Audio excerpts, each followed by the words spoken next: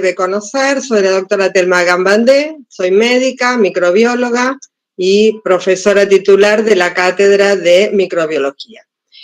Vamos a dar hoy unas consideraciones más vale prácticas de las infecciones ginecológicas, porque supongo que si ya llegaron a gineco o obstetricia, ya microbiología la han superado de alguna manera. Así que vamos a dar un poquito de repaso, pero sobre todo vamos a hacer hincapié en la toma de muestra y en los pedidos, porque muchas veces tenemos dificultades en que el médico, piensa en un diagnóstico posible y solicita o toma una muestra incorrecta. Y entonces, por más que el laboratorio sea maravilloso y haga todo bien, hay también errores del laboratorio, no digo que sea solo del médico tratante, pero a veces, por más que el laboratorio sea muy bueno, si tomamos mal la muestra, es muy difícil que lleguemos a un diagnóstico etiológico y por lo tanto un tratamiento específico. Así que vamos a repasar un poquito previamente qué es el famoso flujo vaginal.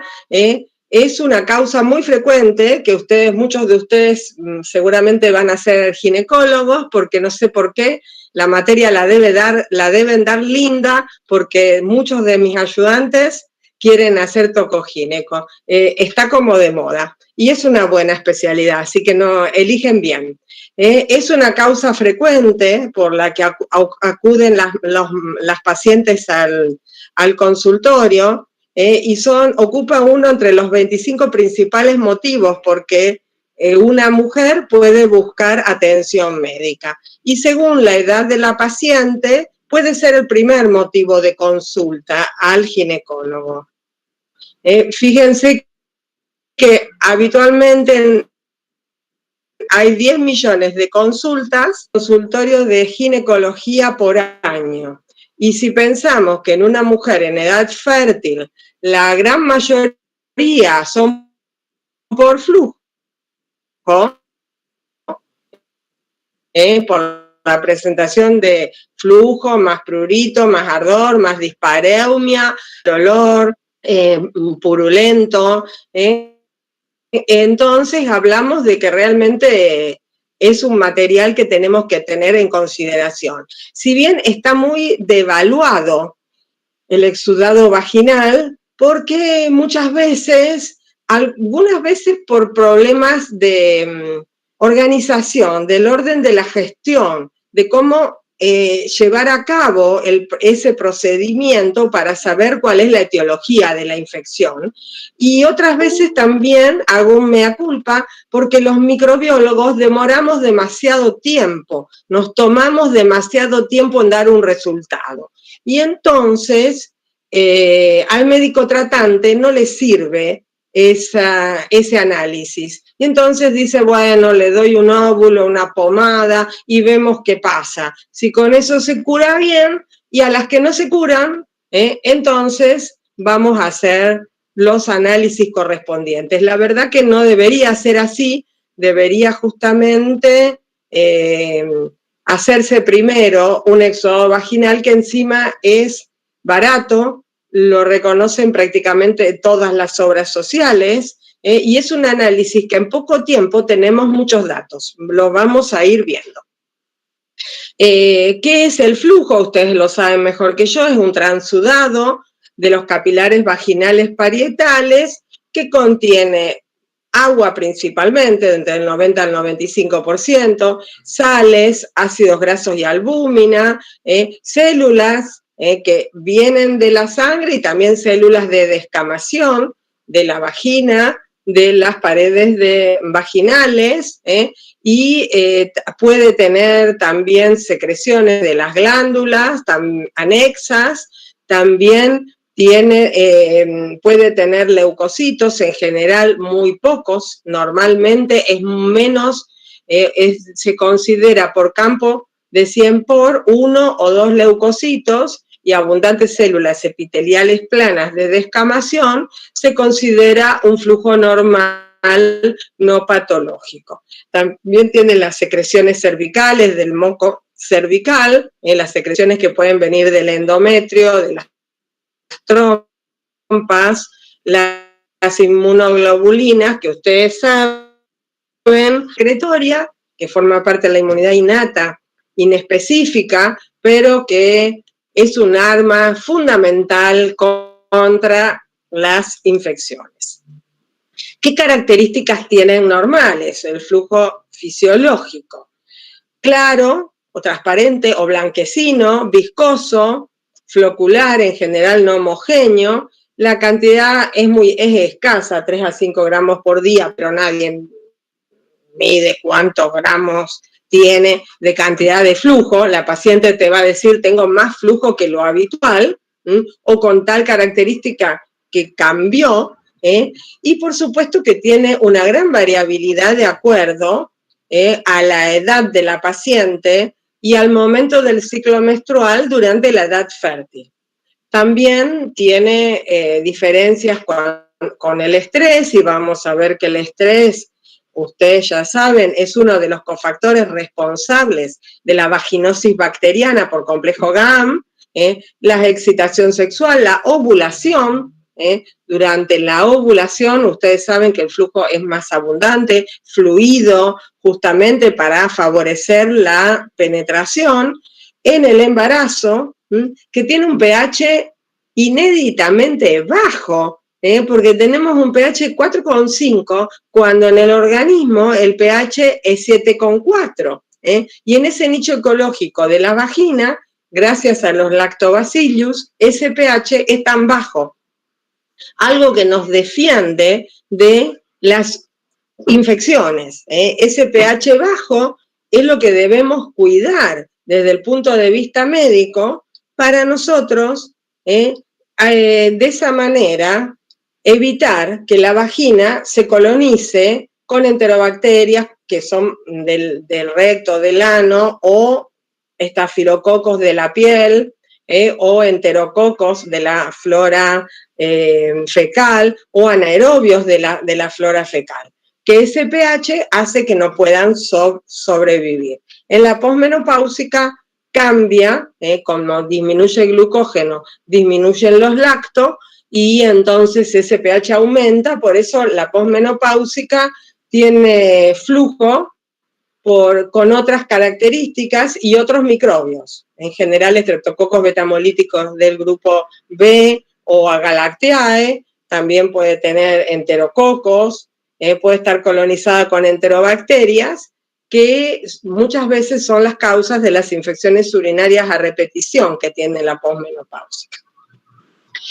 Tiene un alto, cuando en la mujer en edad fértil, desde la menarca hasta la menopausia, tiene un alto contenido de glucógeno, y los pocos leucocitos que les dije antes. Ustedes muchos me conocen, habrán ido el año pasado o el antes a los seminarios y saben que me adelanto al power, que es normal. Así que sepan disculpar, me tienen que aguantar una horita y cuarto, y les aseguro que nada más, y vamos a hacer un lindo repaso. Y también, según la influencia de las hormonas durante esa edad fértil, como les dije antes, va cambiando en todo el ciclo menstrual, y sobre todo si hay embarazo, y sobre todo también si usa anticonceptivos orales la paciente.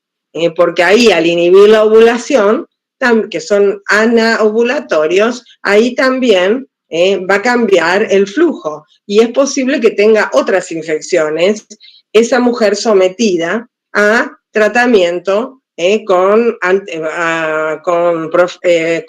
anaovulatorios.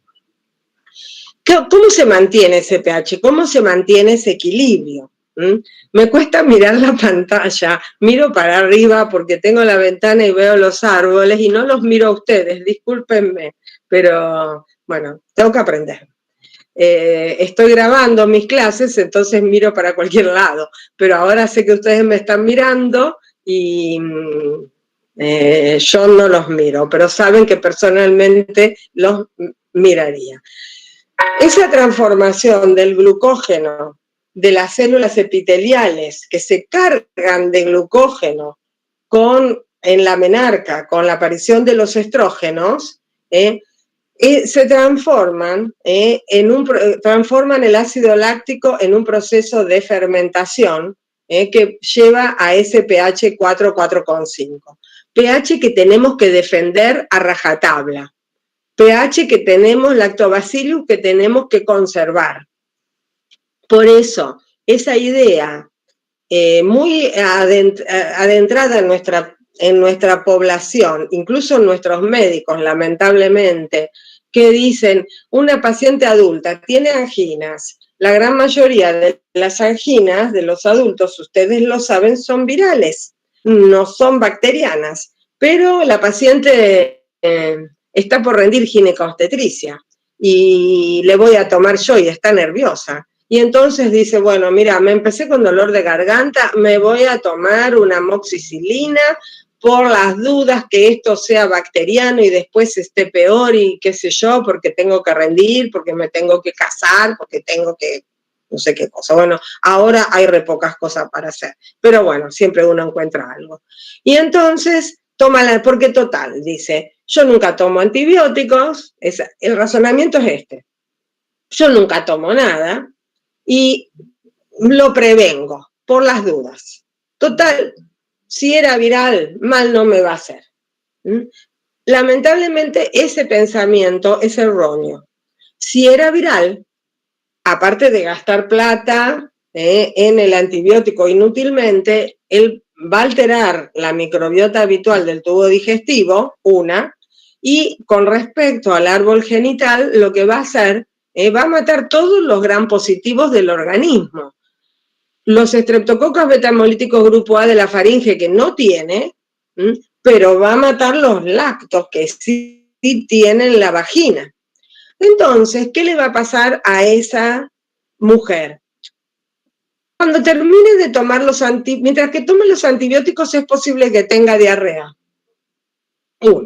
Y cuando termine de tomar los antibióticos es posible que tenga una vaginitis por cándida.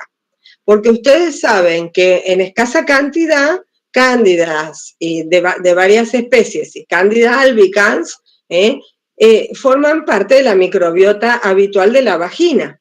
Entonces, maté los lactos con el antibiótico, elevé el pH, las cándidas que había dijeron, bueno, tengo todo el sustrato, desarrollaron y le dieron una hermosa vaginitis por cándida, que ahora vamos a ver fotos, y la paciente viene diciendo, tengo prurito, no aguanto más, de una forma más ordinaria, diría, me rasco, que no puedo estar, no puedo aguantar el picazón.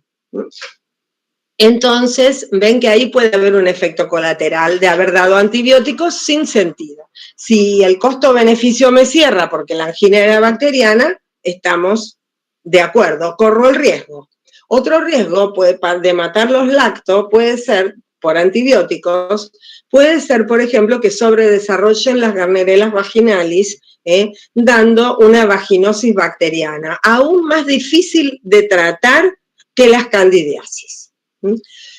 Otros mecanismos que tienen de equilibrio es la transformación del oxígeno en agua oxigenada, en peróxido de hidrógeno, con lo cual se inhibe la reproducción de las bacterias que no tienen catalasa. Las bacterias que tienen catalasa, como los estafilococos, ¿se acuerdan que todos los estáfilos son catalasa positiva? Desdoblan el agua oxigenada en agua y oxígeno.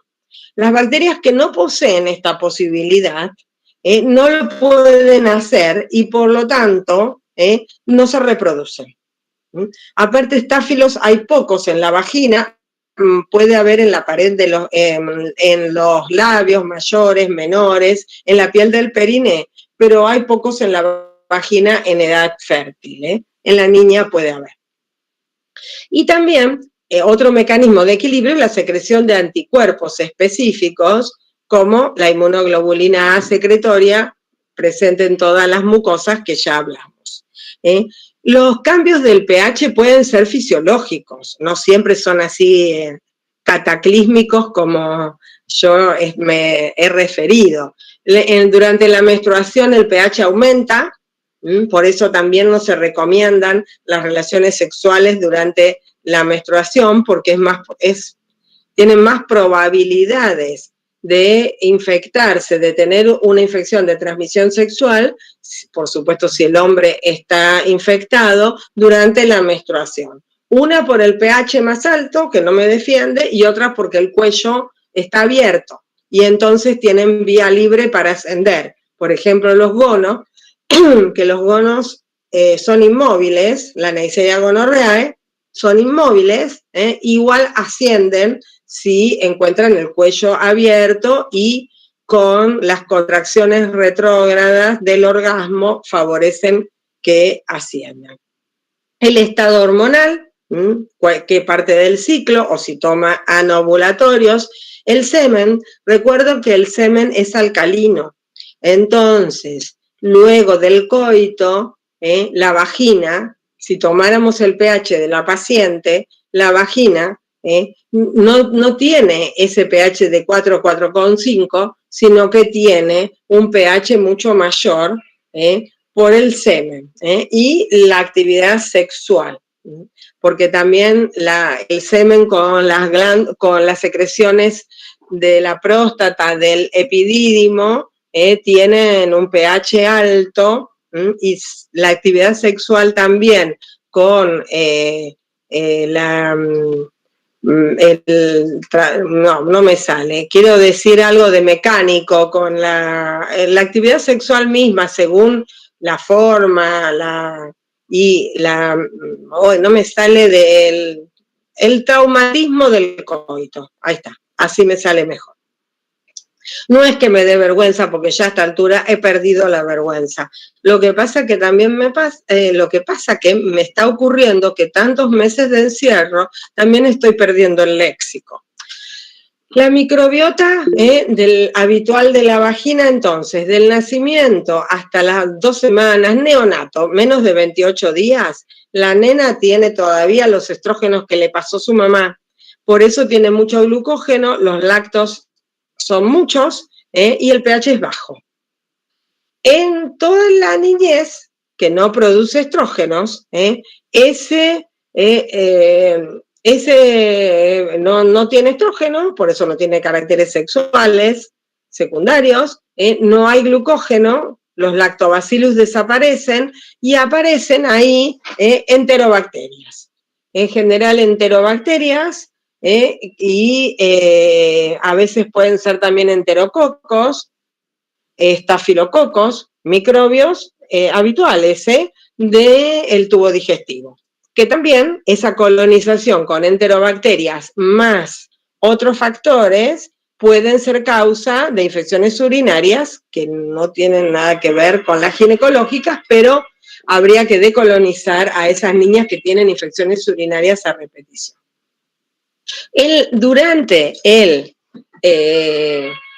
todo el ciclo fértil de la mujer, desde la menarca hasta la menopausia, tenemos un aumento de los lactobacillus gracias al glucógeno. Más glucógeno haya, más lactobacillus. Si yo no los persigo con tratamientos antibióticos, óvulos espermicidas, pomadas, óvulos, esos óvulos que tienen un poco de todo, como una perdigonada, a ver si la acierto, todo esos las duchas vaginales intensas, todos esos tratamientos, pongámosle entre comillas, o acciones, pueden disminuir la cantidad de los lactobacilos y ser un riesgo para la vagina de nuestra paciente, para mantener este pH ácido.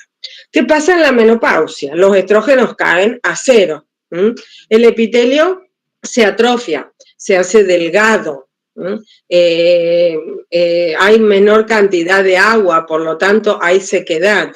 Disminuye el glucógeno porque no hay estrógenos, por lo tanto disminuyen los lácteos, aparecen colonizaciones con microbios de la piel y bacterias del ano y del recto. Aparecen anaerobios enterobacterias, levaduras que hay también durante la edad fértil, ¿eh? Y también pueden aparecer lo que les dije antes, estreptococos betamolíticos del grupo B o Agalactiae, que en la edad fértil es una colonización y nada más puede traer una infección perinatal cuando el bebé pasa por el canal del parto, pero en realidad es una colonización. En cambio, en la posmenopáusica puede ser causa de infección. Factores que afectan, lo hemos ya hablado, embarazo, cambios hormonales, la conducta sexual, cambio de parejas sexuales frecuentes, y también una cosa que no estoy hablando acá de nada moral, del orden de lo moral, de lo que se debe, de lo que no se debe, ¿eh? Cada uno sabe lo que hace, espero, y yo no me meto con eso, no hay nada de eso. Lo que estoy hablando es pura y exclusivamente lo que pasa en una mujer que cambia habitualmente de pareja, tiene mucha más chance de tener cambios en el flujo. Y también, sobre todo, el inicio precoz de las relaciones sexuales. ¿Por qué esto? Porque ustedes saben que la prepuber tiene epitelio cilíndrico simple en la vagina. Y la mujer en edad fértil tiene epitelio estratificado no queratinizado en la vagina. Justamente grueso, preparado para el coito. Y para el nacimiento si es que tuviera. Entonces, pero esa transformación de epitelio cilíndrico simple a estratificado no queratinizado no se da de un día para el otro, es solo de sentido común. Entonces, las prepúberes, púberes, ahí en ese periodo se inician muy precozmente las relaciones sexuales, se van a encontrar con una mucosa delgada, que va a favorecer que los microbios se peguen, se adhieran y produzcan infecciones. Enfermedades crónicas como diabetes e inmunosupresoras, como por ejemplo el VIH o tratamiento con corticoides, enfermedades autoinmunes, tienen siempre mayor chance de tener infecciones. Muchas veces las pacientes con diabetes, ahora se miden con el Accu-Chek y todos lo saben rápido, pero antes, vieron que yo soy vieja, me están viendo, muchas pacientes yo siempre hice análisis microbiológicos, no sé nada en laboratorio bioquímico porque soy médica, pero siempre trabajé en laboratorios donde había análisis bacteriológico y análisis clínicos. Y siempre charlábamos con las bioquímicas, bueno, una de esas bioquímicas es una gran amiga de hace muchos años. Y entonces la bioquímica venía y me decía, mira, esta señora vino y me dijo, o mis pacientes me consultaban, doctora, vengo a controlarme la glicemia o el azúcar en la sangre, como dice la gente, porque tengo una picazón tremendo. Y dicen una picazón, es un picazón, porque es prurito. Pero bueno, así dicen las pacientes. Y entonces dice, porque me pica, así que debo andar mal de la diabetes. Así, ¿por qué? Porque cuando está descompensada la diabetes, hay aumento de glucosa, es el alimento fundamental para las cándidas que comen glucosa. Entonces, poquitas cándidas que había normales sobredesarrollan y causan flujo vaginal. Cuando hablamos de fármacos, los antibióticos que ya hablamos, no voy a hablar más, citostáticos, pacientes que estén en quimioterapia, pacientes con corticoides. Y otra cosa que ya les nombré, el uso de lubricantes, de espermicidas, medicaciones antimicóticas locales, antibióticos, duchas vaginales, esa costumbre de la ducha esa tremenda que creen estar más limpias, en general están más desprotegidas para poder adquirir infecciones. Cuando hablamos de las infecciones genitales, las podemos clasificar de diferentes tipos A mí me gusta esta clasificación, y sobre todo para ustedes, para el médico. Después vamos a repasar las otras. Pero esta es la clasificación de cómo llega la paciente al consultorio. Y entonces, porque uno no va a repasar el médico todos los microbios que pueden dar una infección genital para llegar a eso. Uno dice, ¿qué le pasa? ¿Tiene secreción? ¿Tiene una secreción purulenta? ¿O es transparente, mucosa? ¿O es purulenta? Es exudativa. Si son exudativas, tenemos ta. Chao. No pensamos más. Si hay lesiones a nivel del árbol genital o en otros sitios del organismo que nosotros pensamos que pueden ser infecciones genitales, que pueden estar dados, no, está mal lo que dije, que pueden estar dados por microbios que hayan causado infecciones genitales, por ejemplo, sífilis, que puede tener el chancro sifilítico en la vulva, en la vagina, pero después puede tener condilomas planos, puede tener rociola sifilítica, y todo causado por el mismo microbio. Entonces, cuando vemos lesiones, vemos que hay lesiones vesiculares, vesículas, ampollas con un contenido líquido, ulcerosas, que vemos que hay una pérdida de sustancia, y proliferativas. Entonces vamos a ver ahora cómo las vamos clasificando y qué vamos haciendo. No, miro qué hora era para no cansarlas mucho. Por la localización, las podemos clasificar en bajas y altas. Bajas, uretritis, no dejen de pensar que las mujeres tenemos uretra, aunque es cortita, pero podemos tener uretritis, algo que nunca revisamos. La uretra en la mujer, apretando la horquilla del clítoris para ver, a veces mana una gota de pus de la uretra. Vaginitis y vaginosis. Y altas, salpingitis, enfermedad pélvica inflamatoria aguda, y cervicitis. ¿Y por de dónde viene la gente? Las que son endógenas y las que son exógenas, las verdaderas infecciones de transmisión sexual. Cuando hablamos de las ITS, hablamos de que siempre hay un trío sexual. En el mismo momento, distintos momentos, no lo sé, da para todas las elucubraciones que quieran ustedes hacer, hasta donde la imaginación dé, pero siempre alguno metió los cuernos. En cambio, hay algunas que nos queda la duda, ¿nos metieron los cuernos o no nos metieron los cuernos? Por ejemplo, cándidas, por ejemplo, garnerelas. Si el tipo o la tipa te gusta mucho, vos decís, no, eran de mi flora. Y si te gusta poco y tenías ganas de echarlo, le decís, no, te echo porque es una ITS, y me contagiaste, y chao. Acomoda tu cabeza como quieras.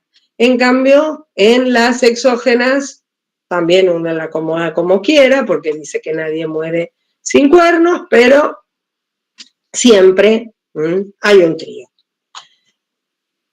Desde el laboratorio, siempre es un trabajo en equipo, entre el médico tratante, quien lleve la muestra, quien saque la muestra, en el laboratorio quien recibe la muestra, quien le da entrada, quien atiende a la paciente, si le vamos a sacar la muestra a nosotros, quien le da entrada, quien la siembra, quien la mira, quien la informa, quien se la da a la paciente para que regrese al médico tratante. Por eso es bueno, cuando ustedes trabajen, que falta poquito, trabajar siempre con un mismo, o tratar de trabajar con un mismo laboratorio, porque así uno aceita el mecanismo y confía o no confía en ese laboratorio, le encuentra los fracasos o los aciertos.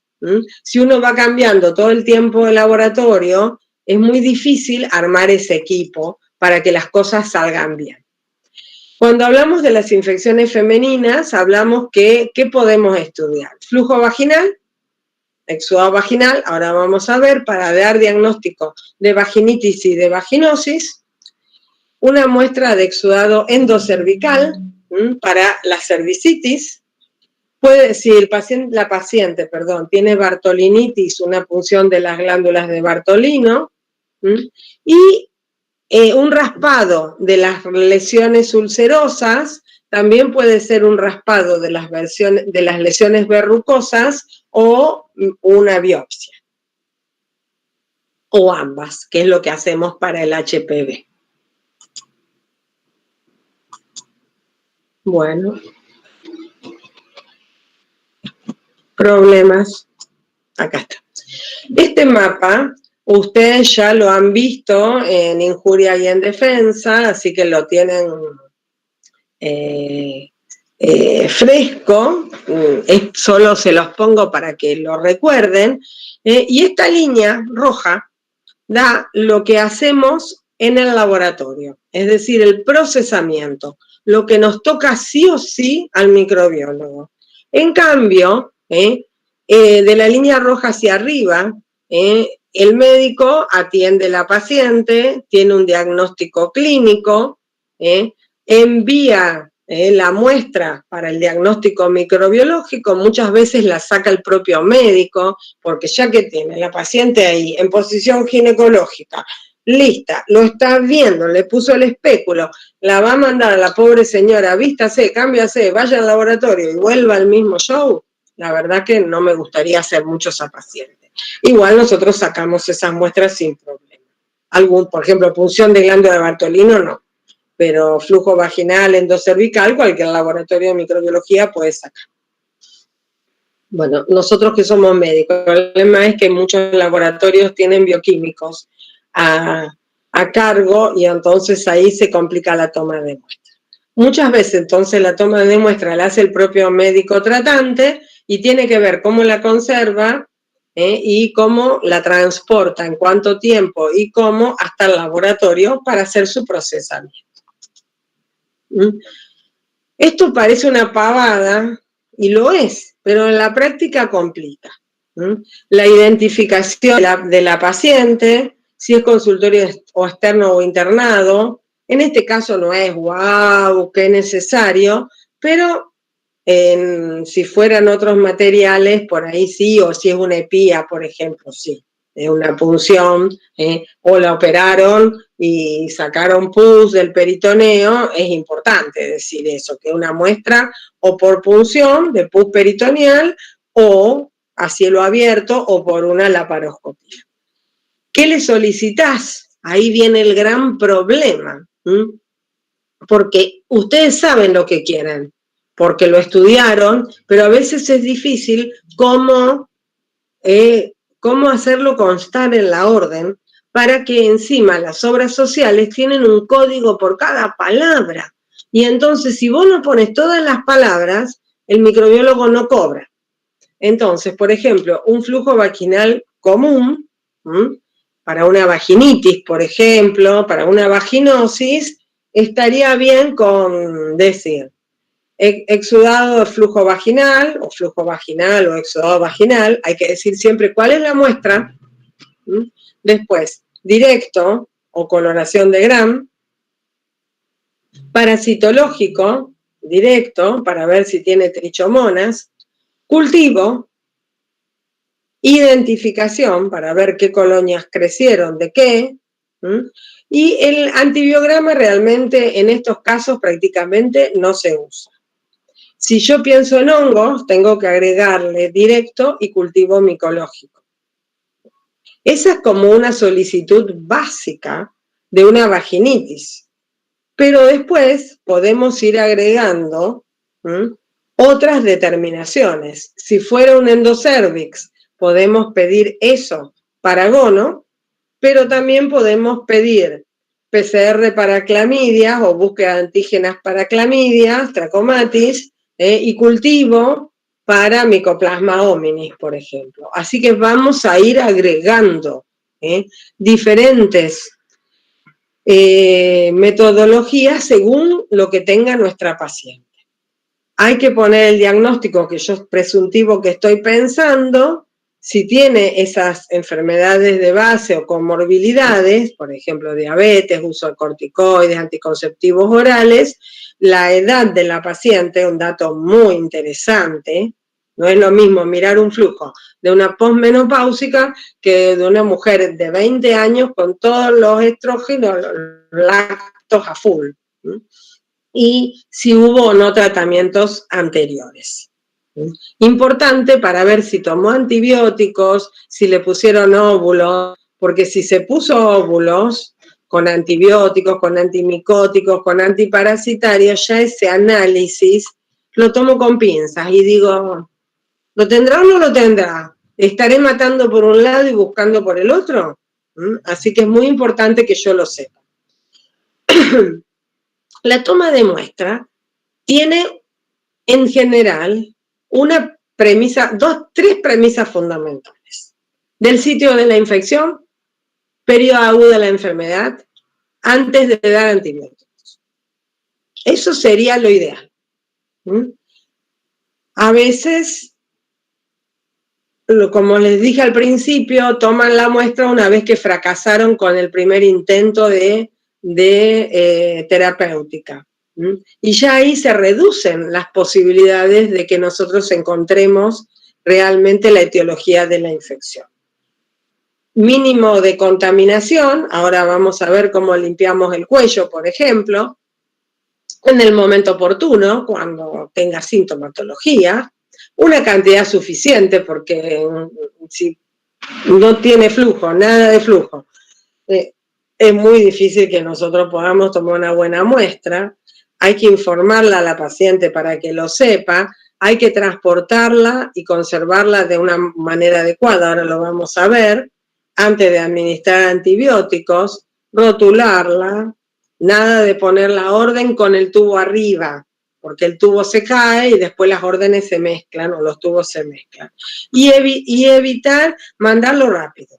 Porque si hablamos que son microbios lábiles, sensibles, que se contagian mucosa con mucosa, estamos hablando que si yo demoro mucho en el procesamiento, es posible que esos microbios se mueran en la muestra. No es que la paciente no los tenga, sino que se murieron porque yo los dejé morir.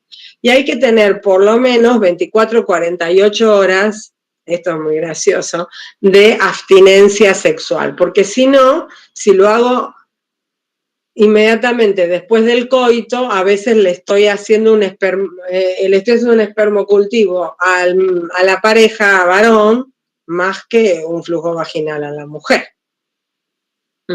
Bueno, me adelanto. Sin tratamiento, no usar duchas, tampones ni cosméticos, ni ponerse espadol, toallas perfumadas, y hay que orinar 1 hora antes del estudio. Se toma la muestra con un hisopo estéril, se pone la paciente para flujo en posición ginecológica, ponemos el espéculo y tomamos de fondo de saco vaginal. Si no tenemos espéculo, en casos podemos introducir directamente el hisopo dentro del canal vaginal. Y luego ese hisopo con un hisopo lo que hacemos es un gram. A mí me gusta mucho, eso depende de qué laboratorios tenga, me gusta mucho el extendido hecho directamente del flujo, porque ahí veo como el paisaje, veo los leucos, si los tuviera, las células, veo como lo puro. Cuando yo ya tengo un hisopo conservado en Stuart y lo diluyo para poder verlo, voy a verlo deslucido al flujo.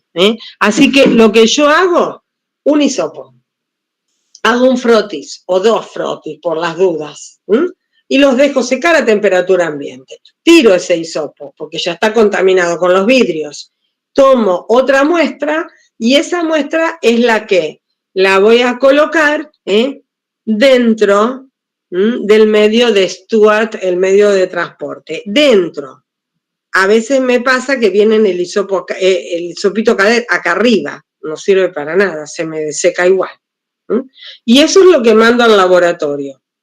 el extendido y el hisopo en un medio de transporte conservado a temperatura ambiente. Cuando hablo de las secreciones endocervicales, lo tomamos la muestra endocervical, ahí sí o sí con espéculo, para la cervicitis. Cervicitis pueden ser por Neisseria gonorrhoeae, por Clamidia trachomatis, por micoplasmas y ureaplasmas. Entonces, ¿qué tomo? Con un hisopo, pongo el espéculo, ¿no? Con un hisopo estéril limpio el cuello. Si hay secreciones, lo limpio todo. Ese hisopo lo descarto. Introduzco un hisopo dentro del orificio, lo giro y hago, como hice antes, un extendido para los gonos y otro hisopo en el Stuart, para gono. Para clamidias, otro hisopo y lo pongo en el medio, lo coloco en el medio de transporte para clamidias. Y para micoplasma y ureaplasma, otro hisopo y lo pongo en el medio de transporte específico. El laboratorio tiene que proveer al médico de todos estos medios de transporte, hisopos y portaobjetos. Muchos laboratorios directamente proveen kits que la paciente lo compra en el momento que va al ginecólogo. Pero siempre, antes de revisarlas, tengan a mano los kits por las dudas que lo necesiten. Así como tienen a mano la escobilla para el PAP.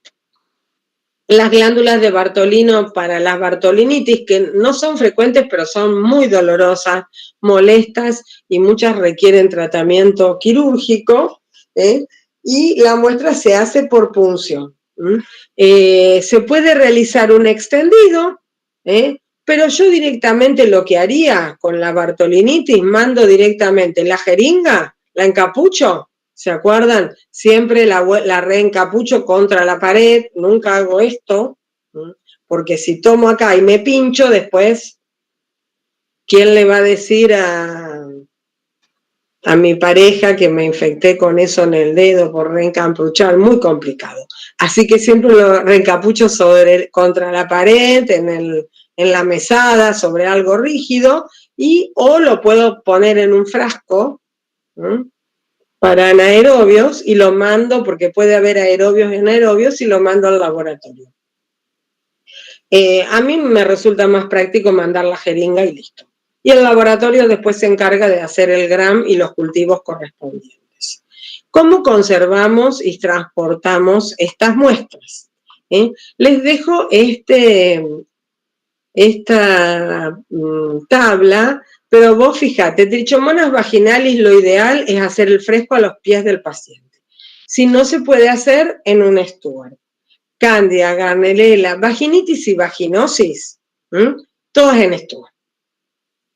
Dijimos, para clamidia, para cervicitis, en medios especiales que son comerciales. Micoplasmas y ureaplasmas, los mismos. Virus, herpes simple tipo 1 y tipo 2 también tiene un medio de transporte para virus. HPV, lo mismo. Que se conservan, ahora vamos a ver, en la heladera o en el freezer si tenés freezer. Treponema pallidum, saben que no se cultiva, que lo que tenemos que hacer es una ultramicroscopía, un campo oscuro a los pies del paciente. Vamos a ir repasando y nos quedarán unos 15, 20 minutos más o menos para que lo resistan. Espero que lo estén resistiendo y no se hayan ido todos. Al último voy a chequear. No, mentira, no sé ni cómo hacer esto, así que mucho menos puedo chequear. Vamos a repasar Neisseria gonorrhoeae, rápido. Exudativa, purulenta, el paradigma de la uretritis, en el varón el paradigma de la cervicitis en la mujer. Fíjate lo que es ese cuello. Enrojecido el endocervix y mana pus. ¿Qué hacemos con esta muestra? Observación en fresco nos sirve solamente para ver leuco. ya con ese pus ya sabes que hay leuco, no hace falta hacer mucho. El Gram es muy importante porque vemos abundantes leucocitos polimorfonucleares y cocobacilos Gram negativos. Con el cañón lo veríamos más lindo. En la mujer hay que hacer cultivo, porque algunos de estos diplococos podrían haberse confundido con algunos anaerobios que tienen esa morfología. Se acuerdan que en el varón esto es diagnóstico. Pero todos esos leucocitos, con toda esa cocobacilos gram negativo en grano de café, en diplo, tan característicos, diplococos gram negativo en grano de café, y lleno de leucocitos, es gono hasta que se demuestre lo contrario. También podemos hacer biología molecular genómica. En general no lo hacemos porque es más caro y con esto que es barato tenemos una alta sensibilidad. Treponema pallidum, ustedes ven lesiones que primero son ulcerativas, el famoso chancro sifilítico, es raro esto, chancro en beso, pero puede haberlo, y después puede haber la roceola sifilítica, el secundarismo, los condilomas planos. En la vagina, en el periné, en los bordes del ano, no lo toquen con el dedo porque son treponémicos, contagian y después, ¿quién les va a decir que tocaron sin guantes? Nadie les va a creer. Campo oscuro, a los pies del paciente, se toma la muestra por raspado, de eso sí lo mandan al laboratorio. Eso no lo hagan ustedes. Yo raspo la lesión, pongo un porta con una gota fisiológica, resuspendo ahí la muestra, le digo cámbiese al paciente o a la paciente, voy a la parte del laboratorio, ya puse el campo oscuro y lo miro en el momento para ver todo negro y los treponemas como tirabuzones, sacacorchos, brillantes, moverse para adelante o para atrás. Se puede hacer una coloración con sales de plata, en general no las hacemos, son caras, y se puede hacer diagnóstico indirecto, BDRL inespecífica, FTA-APS específica, pero recuerden que la BDRL se positiviza de 10 a 15 días de aparecido el chancro. Así que si el paciente hoy dice, me salió esto, doctora o doctor, vengo a ver qué es, no le pidas una BDRL o una FTA, porque no la va a tener, salvo que pueda tener de antes, porque se acuerdan que es una de las enfermedades que no se repite. La FTA y la BDRL sirven. La BDRL para screening poblacionales, prelaborales, por ejemplo, y también sirven en el caso del secundarismo sifilítico, aunque las lesiones del secundarismo son treponémicas, pero es más fácil sacarle sangre y listo. O también en el caso de que se hubiera puesto pomadas o hubiera tomado antibióticos y el campo oscuro me dé negativo, pero a mí el cuadro clínico me gusta mucho. Entonces le digo, mire, vamos a esperar 10 días y vamos a sacar un análisis de sangre. Si el análisis de sangre te da positivo, vamos a hacer tratamiento con antibióticos. Penicilina.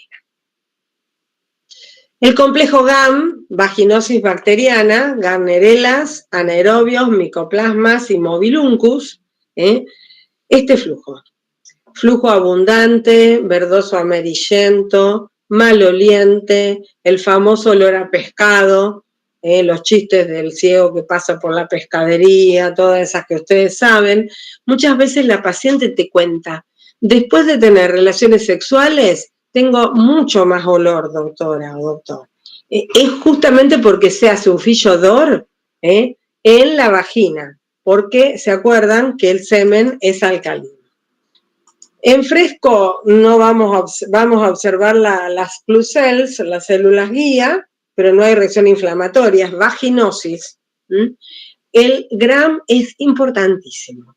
Por eso, un Gram que está en el día me da acá muchísima información. Por eso hablaba de esa interrelación entre el laboratorio y el médico.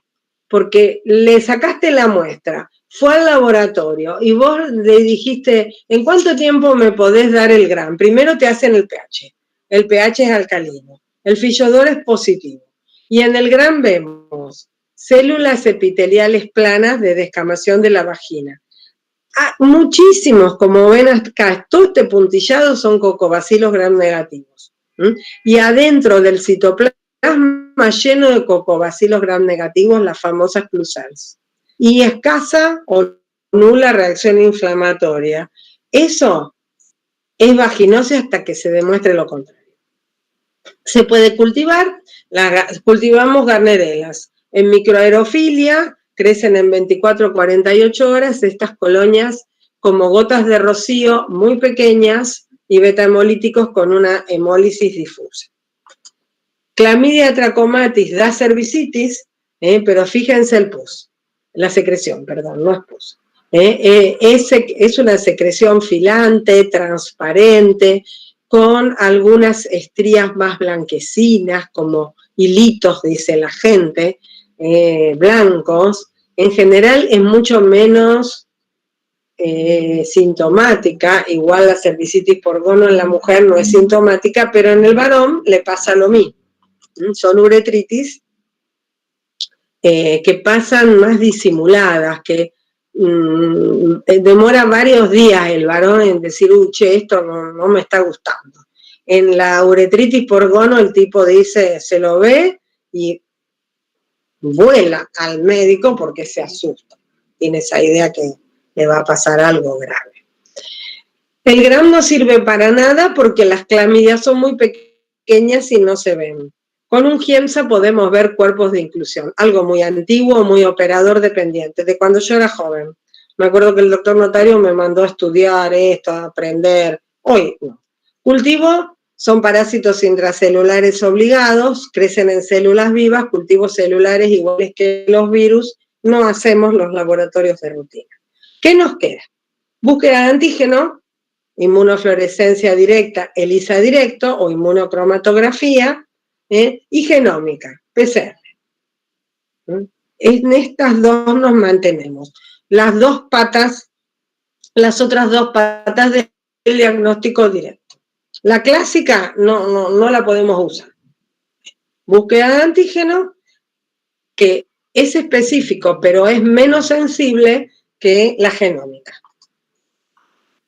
Micoplasmas no tienen pared, por lo tanto, Gram, chau, no sirve. Podemos hacer cultivos.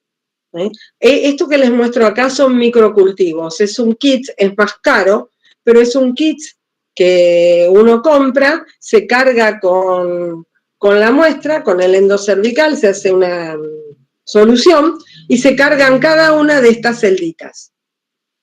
Se incuba hasta 3 días, pero uno lo va mirando todos los días y lo interesante que tiene es que te da qué bacteria es, qué micoplasma es, qué especie, y también te da el antibiograma. Y también se puede hacer genómica. Hay genómica para clamidias en nuestro medio. Para micoplasma seguimos haciendo cultivo en general. Mirá lo que es la vaginitis por candida, porque tomó los antibióticos famosos. También puede ser el verano por la malla, la ropa interior, muy apretada, diabetes, no siempre es por los antibióticos, pero bueno, yo lo hago dramático. Pero fíjate, las mismas placas blancas que tienen los nenes de muguete en la boca, tiene la mujer en la vagina. Prurito intenso, flujo grumoso, blanquecino, con aspecto de leche cortada, de ricota, dicen, con un olor ácido. No le molesta el flujo, no siente un olor muy feo. Lo que siente es el prurito. El diagnóstico se hace en fresco, viendo las levaduras brotadas, están creciendo. El Gram, que se observan las células, los leucos y las levaduras brotadas con pseudomicelios, y cultivo en medio de saburón. ¿Se acuerdan que yo siempre hincho con lo mismo y muchos alumnos me dicen, zafé del examen porque me acordé lo que usted decía, que toda levadura que crece en 48 horas es cándida hasta que se demuestre lo contrario. Este es un medio de saburo glucosado y estas las mismas colonias blancas que ustedes vieron en la vagina están en este agar en pico de flauta. En el día yo miro esto, es diagnóstico. Y a las 48 horas tengo esto, ya está, se terminó. No tengo que esperar mucho. Trichomonas vaginales, un parásito flagelado, protozoario unicelular, flujo abundante, blanco, blanquecino, espumoso.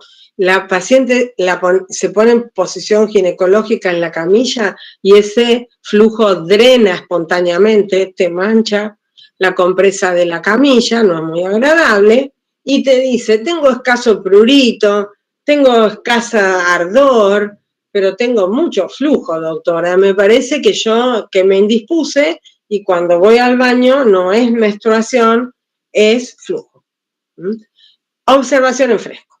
Lo mejor, un hisopo, tomar la muestra, esa muestra de fondo del saco vaginal, una gota en un porta, un cubre, voy 40 por al microscopio a verlas, a las trichomonitas moverse con su flagelo como locas.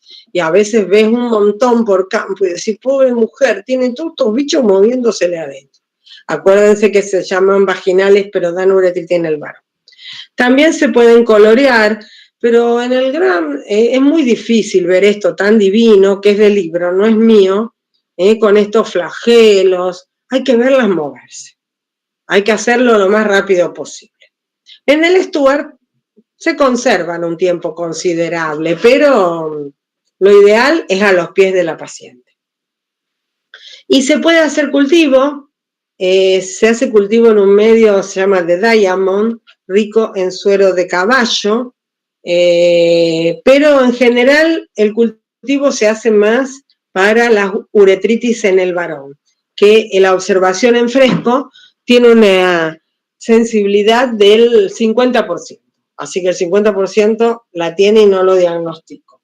En cambio, la observación en fresco, el parasitológico en fresco, tiene una positividad en la mujer de cerca, si lo hago a los pies de la paciente, entre el 80 y el 90%. El Tirius pubis, la famosa ladilla, igual que los piojos de la cabeza, vemos las liendres y encontramos los piojos, no hace falta mucho diagnóstico, mucho microbiólogo. Y el Sarcoptes scabiei, la sarna, vemos estas lesiones perladas y a veces estos recorridos subcutáneos y lesiones tremendas como esta. Siempre prurito anterior, nocturno, que se exacerba con el reposo. Nunca es posterior, siempre es anterior. Ingle, pliegue submamario, pliegues abdominales, muchas veces también parte interna de las muñecas, y cuando la paciente, hay que escucharla, porque cuando la paciente te cuenta, me dice, me acuesto, doctor, o después de un baño caliente, me acuesto y al rato tengo que destaparme porque no aguanto más y me rasco y saco la pierna afuera y mi pareja se enoja porque lo destapo, sarna. Una observación en fresco de esas lesiones perladas. Pero con ese relato es tratamiento para la sarna. Los virus, el Molluscum contagiosus, fíjate, estas lesiones vinosas, diagnóstico clínico, no hay diagnóstico microbiológico. Los virus herpes simple, tipo 1 y tipo 2, genitales es más común tipo 2, pero también puede ser tipo 1 de acuerdo a las prácticas sexuales del paciente. Esas lesiones vesiculosas en ramilletes, dolorosas, porque es una neuritis, que pueden repetirse porque se acuerdan que los virus herpes tienen primoinfección, latencia, reactivación, Y son las mismas que el herpes peribucal que está tan difundido. El diagnóstico se toma o líquido de las vesículas por punción o raspado del fondo de la úlcera si ya se rompieron. Muchas veces con la erosión se rompen.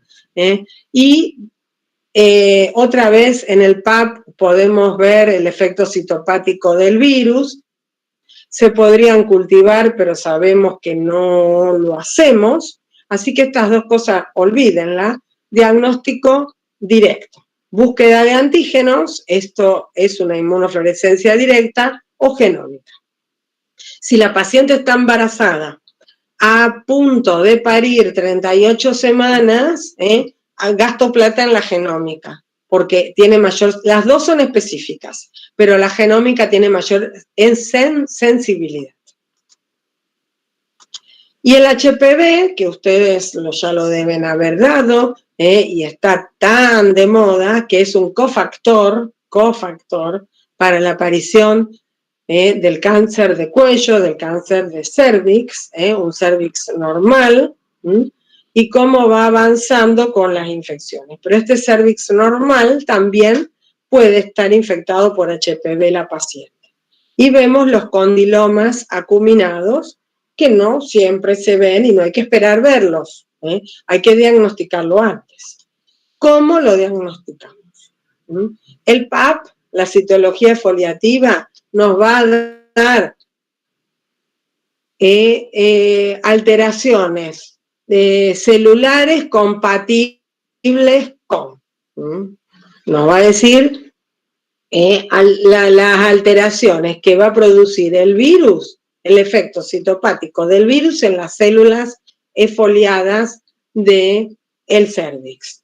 No nos dice qué serotipo del virus es, hasta dónde está la lesión, qué pasa, no nos dice pronóstico.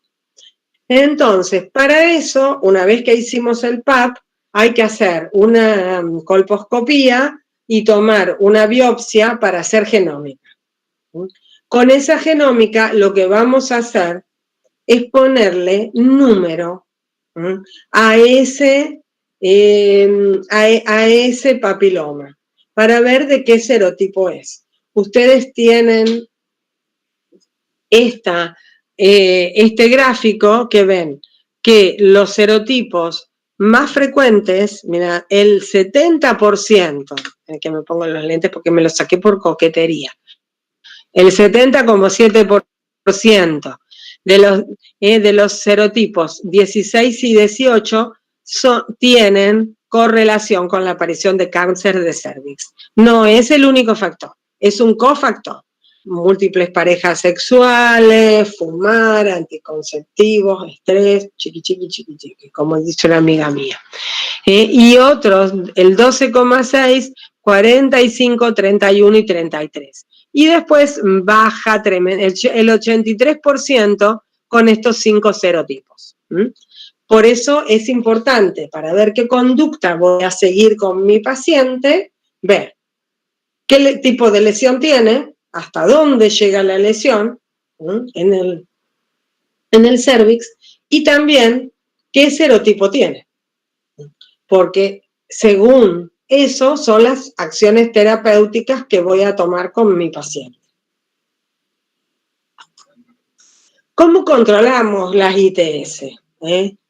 Hay que, algunas dando tratamiento, haciendo un diagnóstico específico y dando tratamiento, colocando vacunas como el HPV, para el virus B y el virus A, porque algunas ITS se contagian por vía sexual, no son infecciones genitales, pero dan infecciones en otros sitios del organismo, el diagnóstico precoz y la educación sexual, y las parejas estables, cosa que no es tan fácil de mantener, y el uso del preservativo, que hoy en día está muy devaluado, no hay campañas para el uso de preservativos, pero la verdad que cuando, por ejemplo, yo que soy vieja, cuando apareció el virus del HIV y empezaron las campañas con los para usar preservativo para no contagiarse, no teníamos un gonococo. No podía sacar portas para mostrarles a mis alumnos, porque al usar preservativos prevenimos todas las infecciones de transmisión sexual. Creo que esto es lo último. ¿Alguna pregunta? Los puedo escuchar, espero poder escucharlos, no sé. Hasta acá llegó mi amor.